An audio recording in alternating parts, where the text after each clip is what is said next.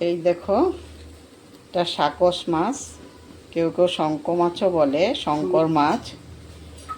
আমরা শঙ্কর মাছও বলি, সাকসও বলি। তো এই মাছটা কিভাবে রান্না করতে হয় ওইটাই আজকে তোমাদেরকে দেখাবো। তোমরা সবে দেখতে থাকো কিভাবে করেছি। আর টেনে কেউ দেখবে না, সম্পূর্ণ ভিডিওটা দেখবে, তারপরে তোমরা বুঝতে পারবে। দেখো আমি কিভাবে করেছি। এখানে 1 কিলো আছে সাকস মাছ। এগুলিকে এখন আমি ভালো করে নুন দিয়ে ধুয়ে নেব। এগুলিকে ভালো করে নুন দিয়ে ধুতে হয়। আমি নুন মেখে রেখেছি, এখন আমি এগুলোকে পরিষ্কার করে ধুয়ে নেব। সাকস মাছটা করার জন্য আমি কিছু আলু নিয়েছি। আলুগুলো এখন আমি প্রথমে ভেজে নেব।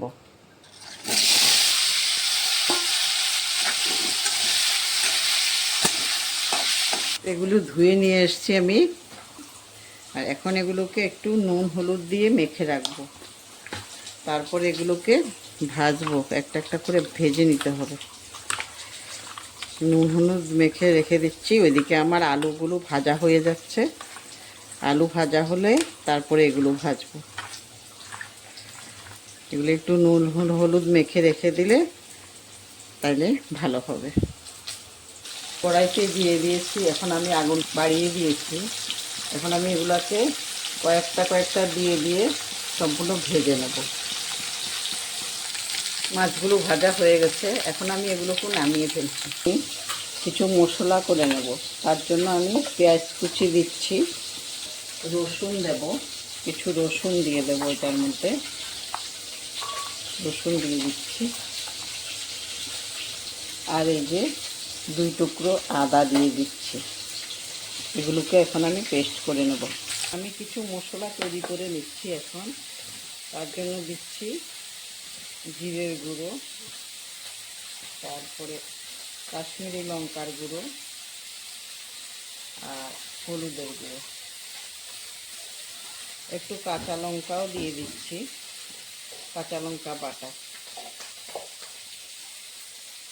তোমরা নুন আর ঝালটা নিজেদের মতো করে দেবে, কে কতটুকু নুন খাও ঝাল খাও ওই হিসাব করে দেবে।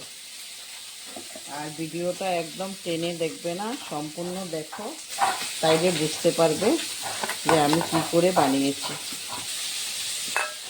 মশলাগুলোকে আমি ভালো করে মিশিয়ে নিচ্ছি। হয়ে গেছে মেশানো। আমি এখন কিছু কুচনো পেঁয়াজ দিয়ে দিচ্ছি এটার মধ্যে, তেলের মধ্যে। পেঁয়াজগুলি আমি ভালো করে ভেজে নেব। তোমরা একদম টেনে দেখবে না, টেনে দেখলে বুঝতে পারবে না। সাকস মাছ তো সবাই খায় না, দেখো কিভাবে করছি, তাইলে তোমরাও খাবে। খুব টেস্টি মাছ আর উপকারও। পেঁয়াজগুলো ভাজা হয়ে গেছে, একটু ভালো করেই ভাজতে হয় পেঁয়াজগুলো, তাইলে সেন্টটা ভালো আসে। এখন আমি আদা বাটা, পেঁয়াজ বাটা, রসুন বাটাগুলো দিয়ে দিচ্ছি একসাথে। এগুলোকে আমি এখন ভালো করে একটু কষিয়ে নেব। এগুলোর কিন্তু কাঁচা গন্ধ থাকলে আবার ভালো লাগে না। এগুলি কষানো হয়ে গেছে। আমি এখন এটার মধ্যে লঙ্কা, জিরে, কাশ্মীরি লঙ্কা, জিরে আর হলুদ যে গুলে রেখেছিলাম ওগুলো দিয়ে দিচ্ছি।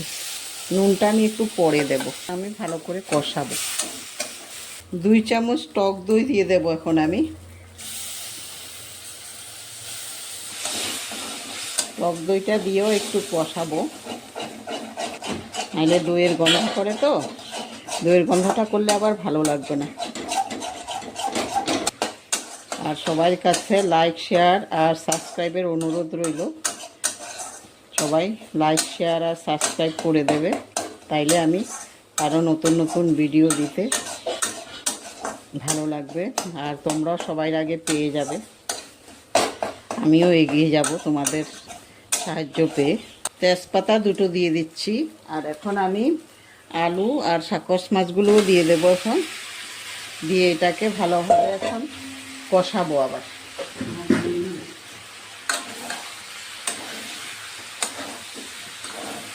কষানো হয়ে গেছিল, তাও একটু মশলা টশলাগুলো মিশিয়ে দিচ্ছি।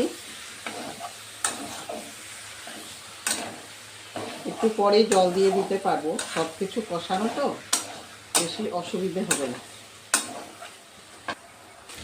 কষানো হয়ে গেছে, আমি এখন জল দিয়ে দিচ্ছি। গরম জল করে রেখেছিলাম, গরম জলে দিয়ে দেব। গরম জল দিয়ে একটু ভালোভাবে নেড়ে চেড়ে তারপরে আমি ঢেকে রাখবো। বেশি টাইম লাগবে না হতে। আর নুনটা এখন আমি দিয়ে দেব। নুনটা আমি আগে দেইনি, এখন নুনটা দিয়ে দিচ্ছি। তোমরা তোমাদের আন্দাজ মতো দেবে নুন।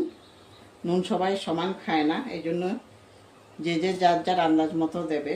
নুন আর লঙ্কা সবাই আলাদা আলাদা খায়, এই জন্য যে যার যার মতো করে দেবে নুন আর লঙ্কা।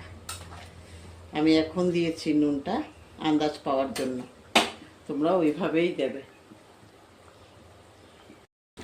হয়ে গেছে, এখন আমি নামিয়ে ফেলতে পারবো। মিট মশলা দিয়ে তারপরে নামিয়ে ফেলবো। আমি এখন অফ করে দিচ্ছি, গ্যাস অফ করে দিয়েছি। এখন আমি মিট মশলা দেব আর নামিয়ে ফেলবো। মিট মশলা দিয়ে দিচ্ছি। মিট মশলা দিয়ে একটু নেড়ে চেড়ে তারপরে নামিয়ে ফেলবো। হয়ে গেছে, এর থেকে বেশি আর দরকার নেই, এতটুকুই হয়ে যাবে। তোমরা ওইভাবে করে খাবে, খুব ভালো লাগে খেতে। মাংসর থেকেও টেস্টি বেশি, বাচ্চারাও খায়, কোনো হাড় টাড় থাকে না তো, পাতলা পাতলা হাড় থাকে, বাচ্চারাও খেতে ভালোবাসে। তোমরা করো, ঘরে করে খাও। এগুলি আমি এখন নামিয়ে ফেলবো। রেডি পুরা, আমি বাটিতে নিয়ে নিয়েছি। এখন আমি পরিবেশন করব। তোমরা সবাই ভালো থাকো, সুস্থ থাকো। আমি নেক্সট ভিডিও দেওয়া পর্যন্ত, নেক্সট ভিডিও দেওয়ার সঙ্গে সঙ্গে তোমরা দেখে নেবে, আর লাইক শেয়ার আর নতুন বন্ধুরা সাবস্ক্রাইব করে দেবে। ধন্যবাদ।